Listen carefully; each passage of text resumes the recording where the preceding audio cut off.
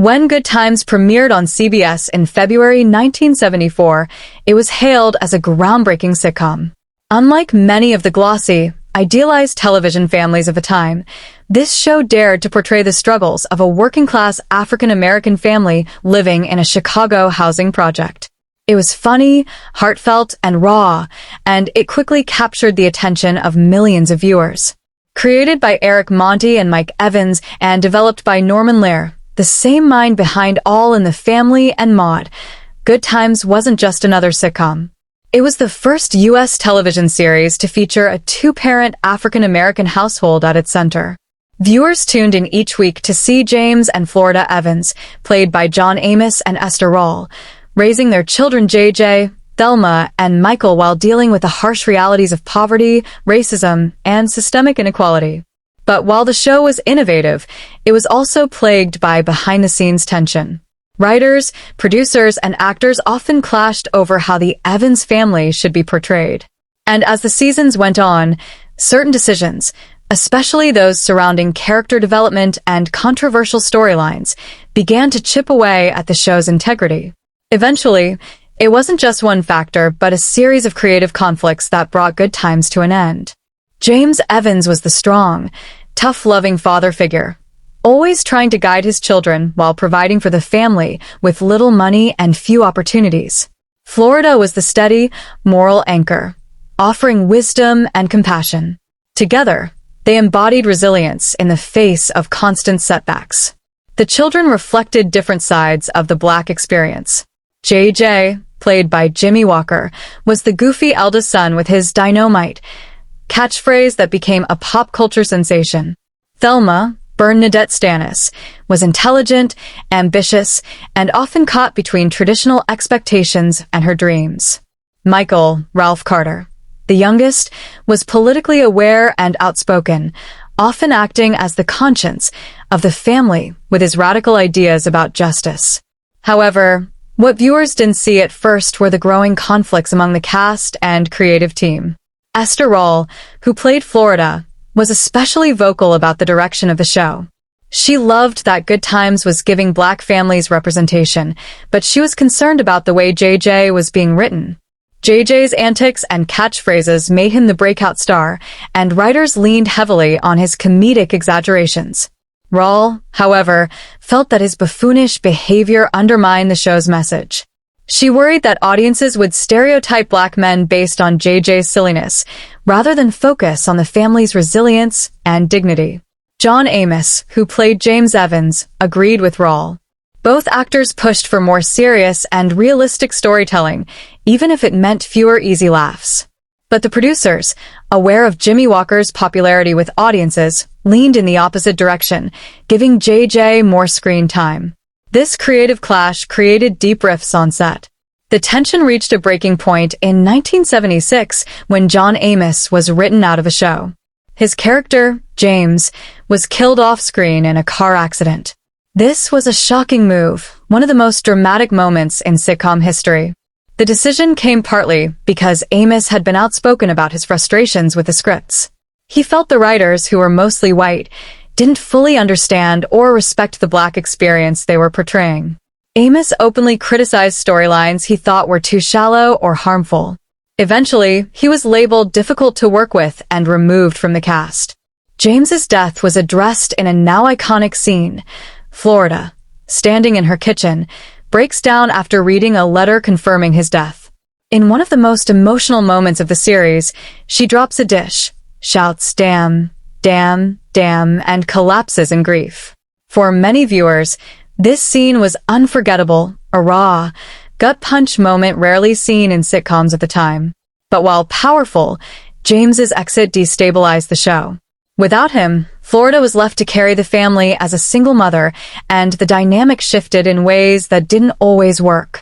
Esther Rall, frustrated by the creative direction, eventually left as well. She did not appear in season 5, citing her dissatisfaction with JJ's clownish portrayal and the show's increasing reliance on gimmicks. Her absence was explained by having Florida move away, leaving the children to be cared for by neighbors and friends. Without James and Florida, Good Times lost much of its grounding. While the show continued to deliver laughs, many fans felt it was becoming more cartoonish and less connected to the struggles that made it resonate in the first place. By its sixth season, Good Times was struggling to maintain the same energy it had in its early years. Cast changes, creative disagreements, and recycled storylines all played a role. While Esther Roll did return for the final season, the damage had been done. By the late 1970s, Good Times was both a hit and a headache.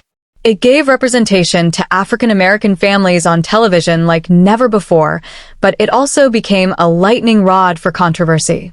While the show began with strong social commentary and heartfelt family lessons, certain scenes and storylines left fans angry, the cast divided, and CBS executives scrambling.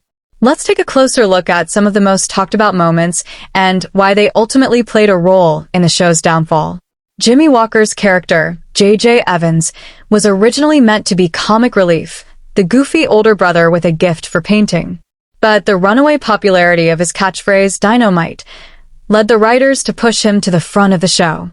By season 3 and 4, JJ was in nearly every scene, with his antics becoming more outrageous.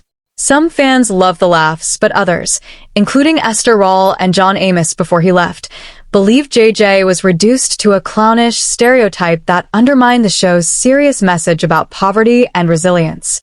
Several episodes focused on JJ getting into absurd trouble, from wild dating mishaps to get-rich-quick schemes. While funny in the moment, critics argued these scenes felt like cartoon comedy in a show that once prided itself on authenticity. This tonal shift alienated part of the audience and clashed with the serious storylines around the rest of the family. After years of frustration over the direction of the show, Esther Roll, who played Florida, decided to leave Good Times at the end of season 4. Her final scenes as the Evans family matriarch were both emotional and telling. Instead of a dramatic goodbye, Florida's departure was written into the story as her moving away to start a new life after James' death. While Roll returned later in the series, her absence left the show without its moral compass. Fans noticed immediately. Episodes without Florida often felt unbalanced, leaning too heavily on JJ's humor and Janet Jackson's later introduction as Penny. The scene of Florida leaving was symbolic, not just for the family, but for audiences who felt the soul of the show was walking out the door. In season 5, the writers introduced Janet Jackson as Penny, a young girl adopted by Willona Woods, Jonette Dubois. Penny's storyline included one of the most serious arcs in the show, her experience with child maltreatment at the hands of her biological mother.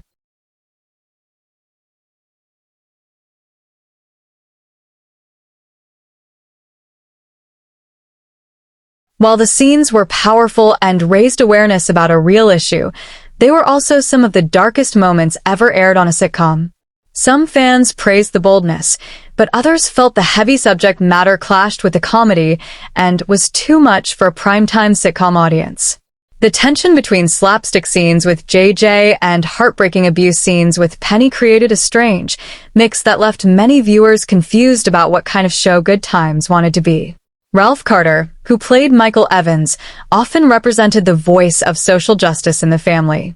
Dubbed the militant midget, Michael regularly delivered fiery speeches about racism, inequality, and the struggles of the Black community.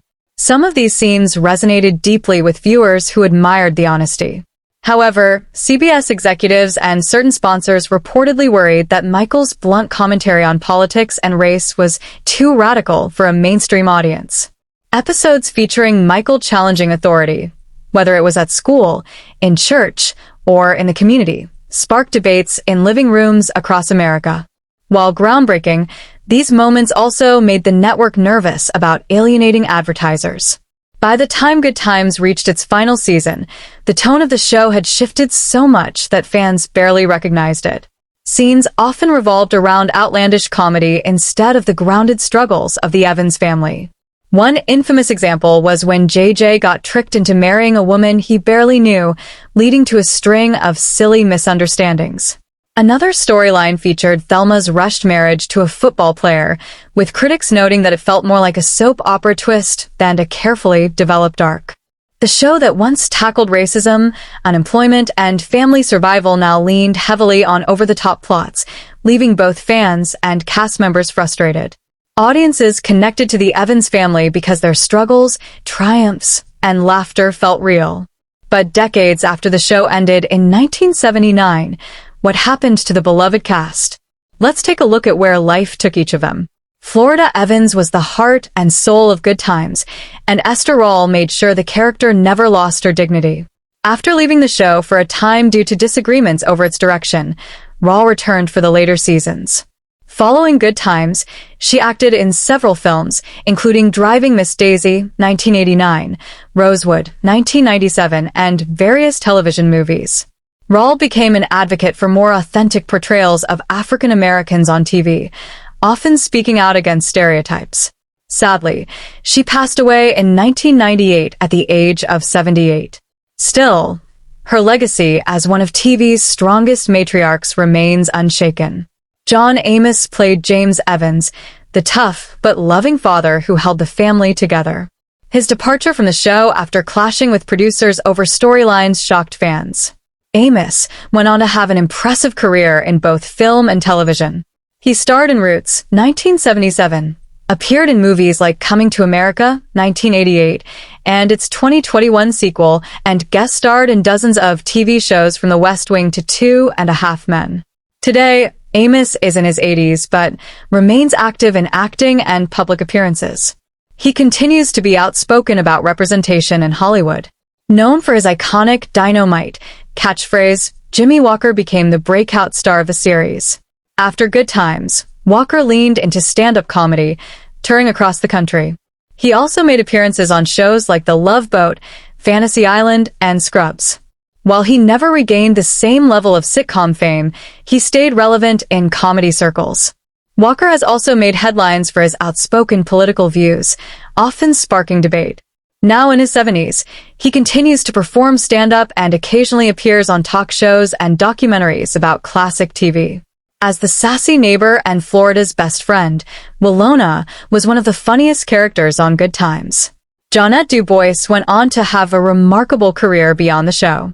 She co-wrote and sang the famous theme song for the Jeffersons, Movin' On Up. She also had roles in shows like A Different World, The Wayans Brothers, and films such as Charlie's Angels, Full Throttle, 2003. DuBois won 2 Primetime Emmy Awards for her voice work on the PJs. She passed away in 2020 at the age of 74, leaving behind a legacy of talent both in front of and behind the camera. Michael, nicknamed the Militant Midget, was the socially conscious son of the Evans family. Ralph Carter was only 13 when the show started. After Good Times, Carter shifted away from acting. He had a brief career in music, releasing an album and a couple of singles in the late 1970s. He also performed in theater productions, but eventually stepped away from Hollywood altogether. Today, Carter lives a quieter life out of the spotlight, occasionally appearing at Good Times reunions or fan events. Thelma was the beautiful and intelligent daughter of the Evans family, and Bernadette Stanis became a fan favorite. After the show, Stanis appeared in a few television roles, including The Love Boat and What's Happening Now. But she eventually focused on writing and became the author of several books about relationships and family life.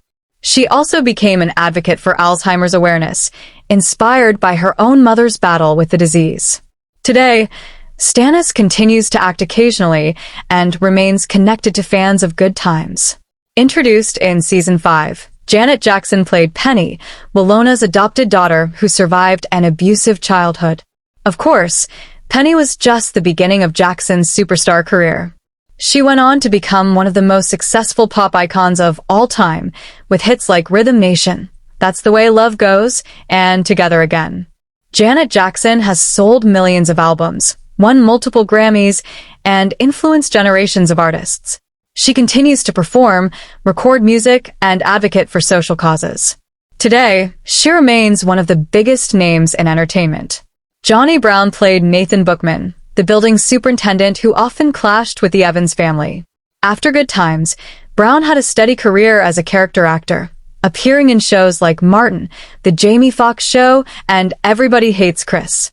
He passed away in 2022 at the age of 84. Brown's comedic timing and memorable role as Bookman remain highlights of the series.